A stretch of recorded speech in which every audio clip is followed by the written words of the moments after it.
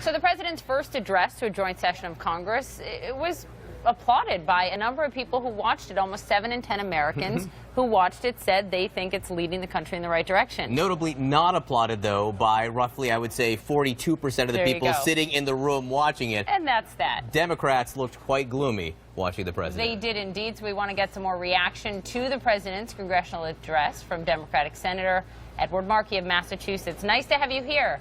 Thank you. Good morning. All right, so let's get your reaction to some of the headlines this morning. Let's pull them up. Wall Street Journal, Trump's speech to Congress marks a shift in tone. Politico headline, Trump tries on normal. I would add to that, and a new tie. Did you notice that, by the way? New tie, no red tie. And the New York Times, Trump in optimistic address asked Congress to end trivial fights. So, are those headlines right, Senator? Well, the tone may have changed, but the description of these fights as being trivial, no, they're not trivial at all. Last night, President Trump once again called for the destruction of the Affordable Care Act. That provides new health care coverage for 20 million Americans. That's not a trivial fight. That is huge. It's historic. Last night, the president called for a tremendous increase in defense spending in our country, $54 billion, but he also called for a $54 billion cut in health care, in education, in the Environmental Protection Agency, protection for clean air and clean water, and the $54 billion for defense spending. Yes, we need funding for our fighting men and women, but he's also calling for a massive increase in our nuclear weapons in our country. So it's nuclear weapons in a large way against healthcare, education, and environment in our country. I think that's not trivial. That's a huge historic debate. And again, the specifics here do matter. We do want to talk about them, but the tone is important here as well, because a lot of people, critics, Democrats, have noted that the president has had an unusual, caustic, dark tone in the past. So you do acknowledge that you did hear something different last night. And does that matter? Well, it only matters if he just stops tweeting today, if he stops insulting people that he is going to be watching on television today who might disagree with him on issues. But there's no indication thus far that anything that he said on one day is now going to be followed up on the next day with a permanent change in tone and temperament and how he deals with these issues. Without a respectful engagement with all Americans, I'm just afraid that we're going to have a repetition syndrome where there's a constant reenactment and then escalation of the divisions which already exist in our country, largely created by the very divisive tone that he has adopted over the last year and a half. Maybe, maybe not. I mean, it's been 3 days. I know it's only 3 days, but since he's tweeted anything really attacking anyone or controversial, we will see. You're right, we will see. Let me ask you this. On immigration, though, he came out and made some news, big news, telling our Jake Tapper and Wolf Blitzer this on immigration. The time is right for an immigration bill as long as there is compromise on both sides. Basically saying he could live with making some compromises on immigration, looking at a path towards legalization for some immigrants in this country. What could you live with, and were you encouraged to hear that?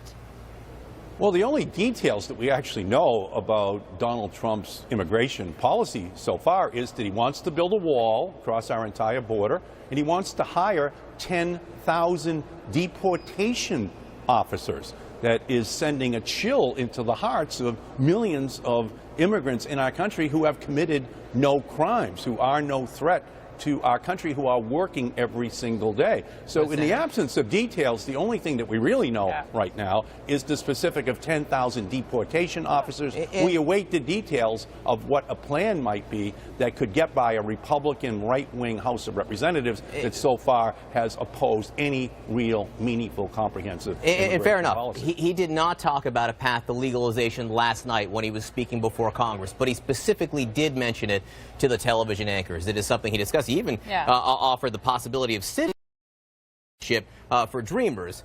That aside, I guess we do want to know, if he does propose a path to legalization, is that something you would be willing to work with him on? Of course we want a pathway to legalization. The Democrats have had that on the table for more than a decade, and it has just been rejected out of hand by the right-wing Tea Party Republicans in the House of Representatives. So unless there's a fundamental change in the Republicans at the congressional level, then the likelihood of anything that's truly comprehensive, not just dreamers, there are 11 million immigrants in our country. There's only 750,000 of them who are dreamers. There has to be something that is much more broad that is put on the table. We haven't heard that from the president at all. Talking about dreamers is one thing. Talking about all 11 million, giving them a pathway to citizenship, except for the criminals, except for the drug dealers, is something that we would await the details.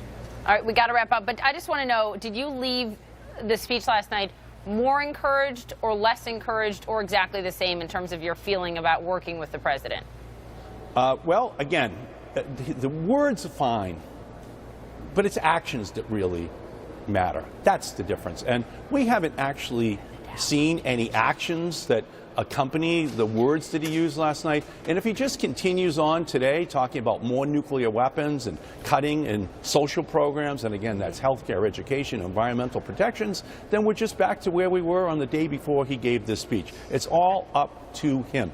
Words are not as important as actions. Let's see what he now does. Let's see what he says to the Republican Party about immigration, about all of the rest of these specifics. But the destruction of the Affordable Care Act is not a trivial difference between our parties. The privatization of education in our country, taking funding away from public schools, that is not a trivial difference. And if that's really what he intends on doing, is using the platitudes of a speech that he's giving to the public to kind of cover up the radical right agenda which the Republicans in the House of Representatives and the Senate want to implement, then there's really no meaningful change from his campaign. And we will be looking for that action, and we will press him for specifics coming up. One thing we do want to note, Senator, as we say goodbye to you, the stock market seemed to like it, like the speech. You can see right now the Dow opened up. It's actually up more than 200 points for a brief time, now up 187. Investors seem to like the idea. Maybe things will be calming down. Senator Ed Markey of the great Commonwealth.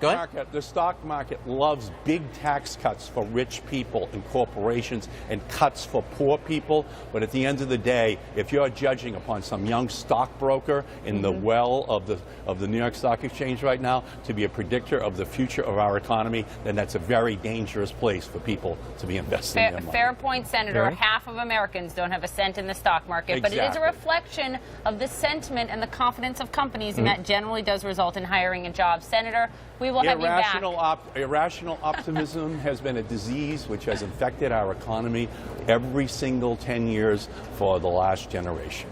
I'd hate to be the senator's investment advisor right now. Must be a tough, tough customer. Ed Markey of the Commonwealth of Massachusetts. Thanks so much for being with us, Senator.